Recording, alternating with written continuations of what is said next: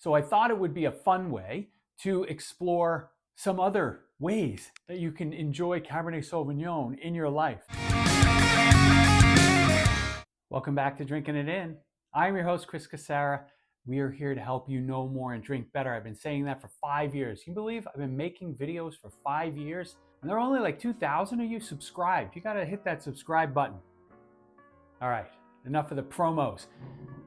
Today I want to talk a little bit about Cabernet Sauvignon and why it is not just all about Bordeaux and Napa Valley. This particular wine is a Super Tuscan, which is 50% Cabernet Sauvignon and 50% Sangiovese. So I thought it would be a fun way to explore some other ways that you can enjoy Cabernet Sauvignon in your life. I think Cabernet Sauvignon is that red wine that kind of captures people's imagination, or just like people fall in love with it. And for good reason, right? The wines are big, they're fruity. A lot of them are made with oak. Well, actually, most of them are made, in some sort of oak treatment, which lends to those, nice vanilla and oaky flavors. And sometimes it's just, the Napa Cabernets, they're just like a warm hug. So my wife coined that term, and I think it's very true, especially of the Napa Cabernets. But you know what? Cabernet Sauvignon is more than just Napa and Bordeaux.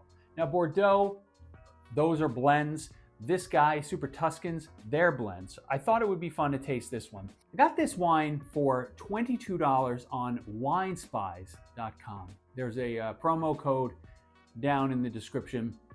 They're one of my favorite flash sites. You'll get some credit, I'll get some credit. They bring you really good offers. They don't overwhelm your inbox, right? There's one a day. This particular one, I bought 2 bottles for $22 each.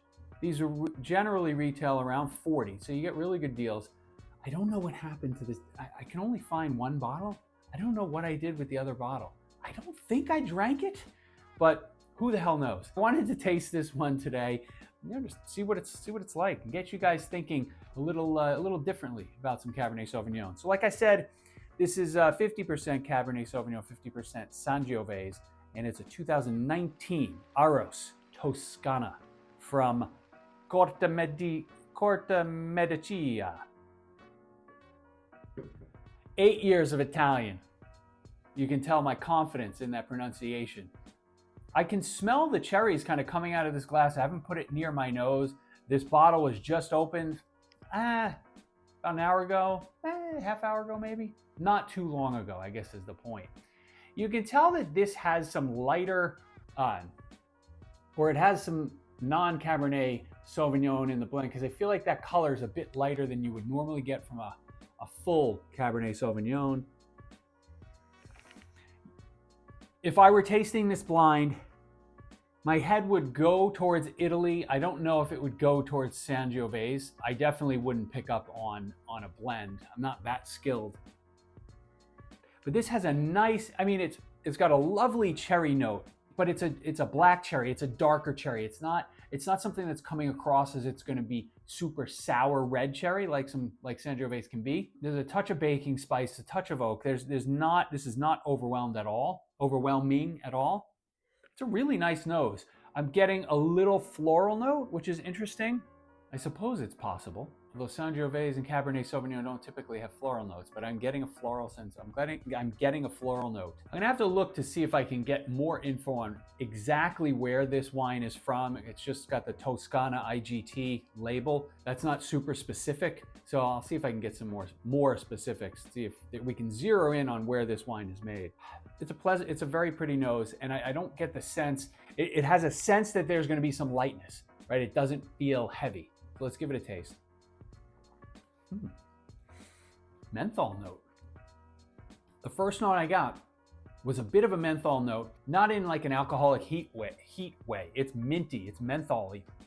There's some fruit there. It's more plummy than, there's some black cherries, there's some plums, menthol, a pretty cool, actually a pretty cool set of flavors.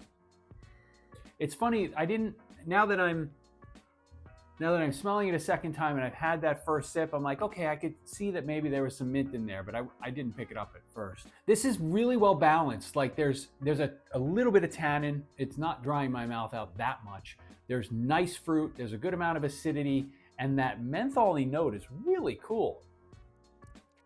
Yeah, this is a fun wine, and it's, what is the 13.5% alcohol, so not overwhelming, and you can tell.